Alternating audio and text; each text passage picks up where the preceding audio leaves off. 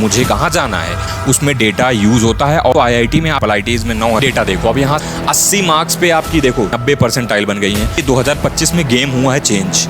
Hello everyone, welcome back to Udaan Vidyapeeth. This is Hrithik Mishra from Udaan Vidyapeeth. और यही 2026 का जो आपका एग्जाम होने वाला है, या मैं यूं कहूं जिस लड़ाई में आप जाने वाले हो, आपको उस एग्जाम के बारे में पहले समझ लेना बहुत इंपॉर्टेंट होता है। बिकॉज आप जिस भी युद्ध में जा रहे हो, जिस भी अपोनेंट के साथ आप जा रहे हो, उसको जान लेना बहुत इंपॉर्टेंट होता है। ये क्यों? क्योंकि आप तैयारी कर रहे हो, बट आपको एग्जाम का ट्रेंड क्या है, एग्जाम का पैटर्न क्या है, एग्जाम में कैसे क्वेश्चंस आते हैं और पिछले सालों में क्या रहा है, उसका डेटा पता होना बहुत जरूरी है। क्योंकि आज जो भी चीजें होती हैं A to Z, वो चाहे स्पोर्ट्स से लेकर स्पेस तक की बात कर लें, वो डेटा ड्रिवन होती हैं, उसमें डेटा यूज होता है। ऑब्वियस कुछ सालों में देखा गया है कि इस डेटा एनालिसिस का लगभग अगर बात करें तो 30 से 40% इफिशियंसी बढ़ा के रिजल्ट मिलता है। तो आज उसी डेटा को आपके सामने ले आया हूं। तो ये जो है वीडियो, जो भी JEE 2026 वाले एस्पायरेंट्स हैं उनके लिए बढ़िया होने वाला है। तो सबसे पहला क्वेश्चन जो आता है कि how do you win a game if the rules are keep changing. मतलब हर बार कुछ ना कुछ पैटर्न चेंज होते हैं, हर बार कुछ ना कुछ बदलाव होता है। तो क्या हम इन सब अगर बदलाव के साथ भी अपने आप को अच्छा कर सकते हैं? तो इसका आंसर है हाँ, बिल्कुल। The answer is in the numbers. क्योंकि आपको डिकोड करना पड़ेगा डेटा और पैटर्न के साथ, जो आज हम इस वीडियो में करने वाले हैं, ठीक है। और उसके साथ साथ हम बहुत सारी चीजें और भी देखेंगे। तो सबसे पहला यार, किसी भी एग्जाम में आप कभी भी जाओ तो आपको उसका कंपटीशन पता होना चाहिए, या फिर आपको एग्जैक्ट आइडिया होना चाहिए कि मैं कितने, मुझे नंबर्स या कितने लोगों से मेरा कंपटीशन है, कैसा मेरा एग्जाम है, कितनी मेरी सीटें हैं, कितना कॉलेज है, और मुझे कहाँ जाना है, मुझे कहाँ जाना है। तो ये चीजें पता करने के लिए अपना कंपटीशन आपको पता करना बहुत जरूरी है। अगर मैं टोटल नंबर ऑफ सीट्स की बात कर लूँ तो IIT में आपकी 18,000 सीटें हैं, NITs में 24,000, IIITs में 9,000, GFTIs में 10,000। टोटल अगर बात करूं तो मैं 62 यानी, या मैं 63 मान लेता हूं, लगभग अगर बात करूं तो मैं 63,000 की आपकी अप्रॉक्सीमेट सीटें हैं। थोड़ा बहुत इधर उधर हो जाएगा तो आप 70,000 के आसपास, क्योंकि कुछ ऐसे रिप्यूटेड कॉलेज हैं जो NITs और उनसे IIITs से भी अच्छे हैं। तो अगर मैं बात कर लूं मोटा मोटी, तो आप ये मानो कि आपकी 90 लगभग जो 90,000 हैं वो सीटें लगभग आपकी अच्छी कॉलेजेस की सीटें हैं, यानी आपको इसके अंदर आना ही होगा।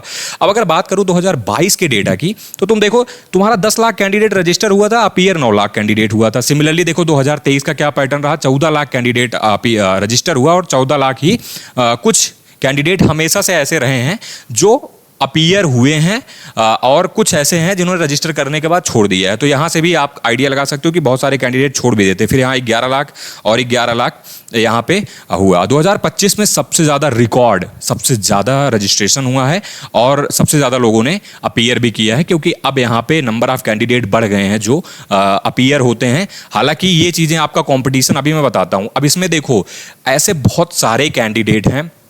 मेजर जो आपका कंपटीशन होने वाला है, मेजर कंपटीशन की अगर मैं बात करूं तो वो आपका 2 से 3 लाख ही कैंडिडेट में होने वाला है। क्योंकि इसमें अभी मैं आपको दिखाऊंगा ऐसे बहुत सारे कैंडिडेट हैं ना जो 80 परसेंटाइल तक भी नहीं पा सकते, और 80 परसेंटाइल तक लाना बहुत ईजी होता है अगर आप चीज़ें देख रहे हो। देखो सबसे इंपॉर्टेंट ये डेटा देखो, अब यहाँ से आपको सब समझ में आ जाएगा। अभी ये जनवरी का डेटा 2025 का, अगर आप यहाँ ध्यान से देखोगे, एक नज़र आप मारोगे इस डेटा पे, थोड़ा मैं समझाता हूँ आपको। देखो यहाँ पे शिफ्ट दी गई है, जनवरी शिफ्ट 1, शिफ्ट 2, 23 जनवरी शिफ्ट 1, शिफ्ट 2, ऐसे करके मैंने यहाँ पे प्रॉपर चार्ट बना रखा है, ठीक है।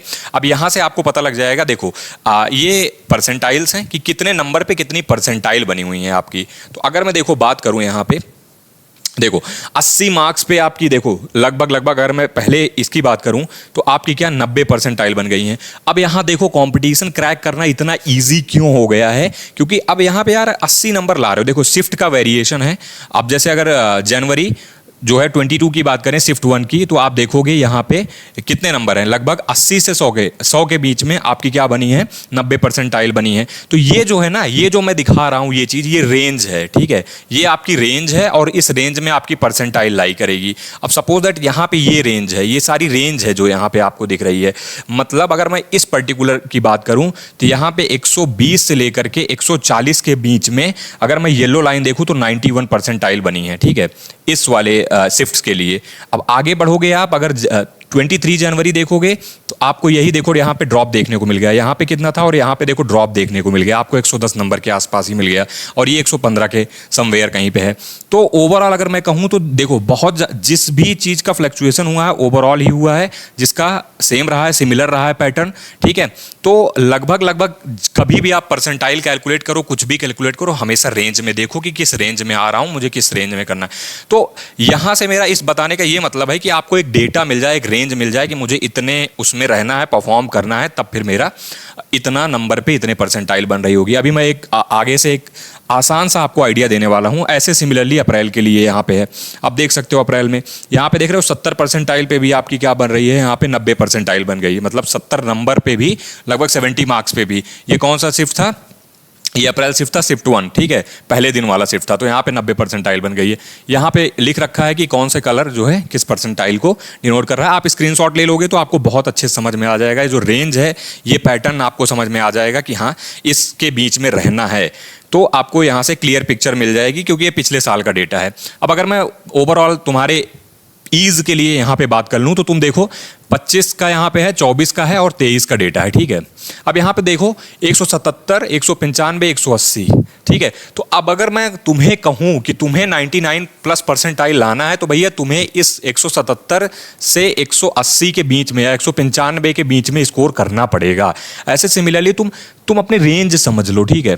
क्योंकि अब जो पेपर होने वाला है, जो अगर मैं पेपर की बात करूँ तो पेपर तुम्हारा 2025 जैसा ही कुछ सिमिलर होने वाला है। अभी मैं पैटर्न की भी बात करता हूँ, ट्रेंड्स की भी बात करूंगा, लेकिन वही होने वाला है। तो तुम रेंज देखो, तुम्हें जो भी परसेंटाइल, तुम्हारा जो टारगेट है ना, जो भी तुम्हारा टारगेट है उसका तुम रेंज देखो यहाँ पे कितना, 2025, 2024, 2023 में क्या रेंज बन रही है, उसके हिसाब से तुम अपना टारगेट करोगे, ठीक है। अब मैं पैटर्न की बात कर रहा था कि पैटर्न भाई डिकोड करना बहुत ज़रूरी है। बिकॉज क्यों यार, क्योंकि हर बार पैटर्न कुछ ना कुछ चेंज होता है, लेकिन कुछ ऐसी चीज़ें हैं जो कॉमन रहती हैं और कुछ ऐसी चीज़ें हैं जो बच्चे भ्रम में जीते हैं, बाद में गलतियाँ कर देते हैं जाके। जैसे कि कुछ चैप्टर्स इंपॉर्टेंट होते हैं, उनको पढ़ लेते हैं और उनसे हमारा इतने नंबर बन जाएगा, नहीं।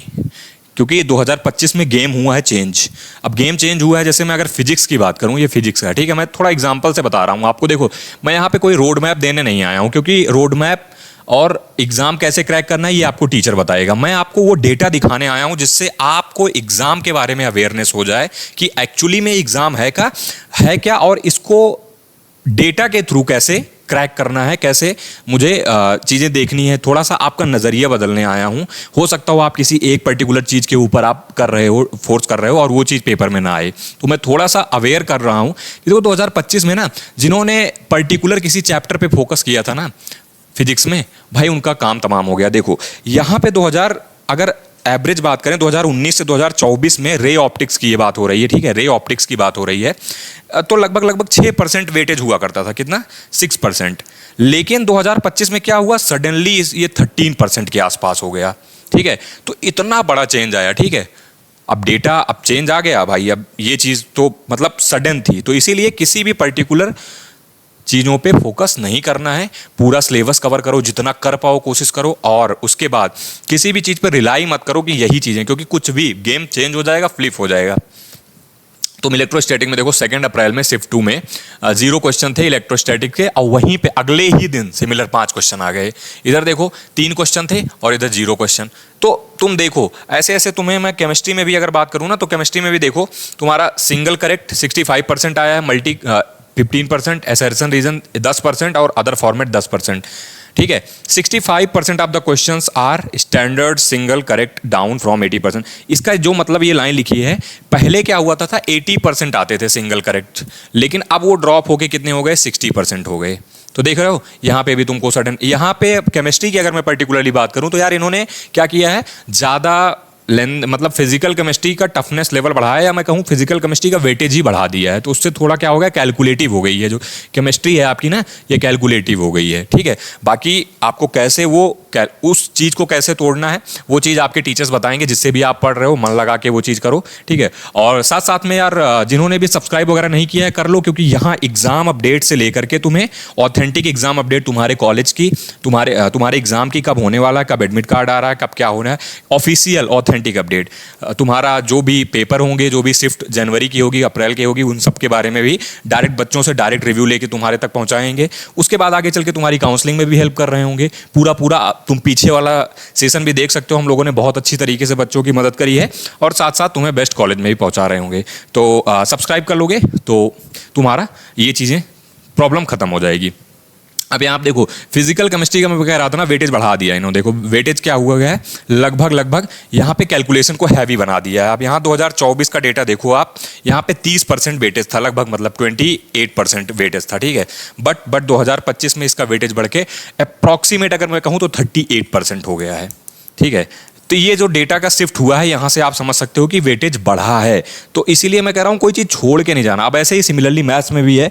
अब मैं इतना एक्सपर्ट नहीं हूँ कि मैं हर चीज़ आपको बहुत अच्छे से बताऊँ, क्योंकि उसके लिए आपके टीचर्स हैं, मैं हमेशा कह रहा हूँ उनका फॉलो करना है। मैं आपको उस डेटा से अवेयर करने आया हूँ।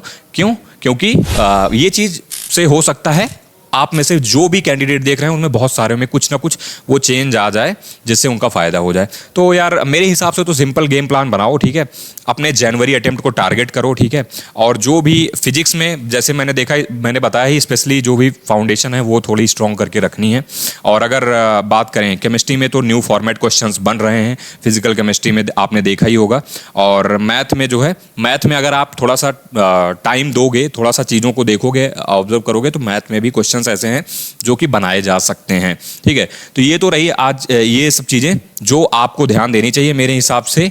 अगर आप इन सब चीज़ों पे थोड़ा सा भी ध्यान दे के इसको सेंटर में रख के उसके बाद अपनी पढ़ाई करोगे, अपनी स्ट्रेटेजी बनाओगे, अपने पेपर का पैटर्न या अपने पेपर की जो सॉल्विंग स्ट्रेटेजी बनाओगे, तो डेफिनेटली मुझे लगता है तुम्हारी 20 से 40% की इफिशियंसी इंप्रूव होने वाली है, ठीक है।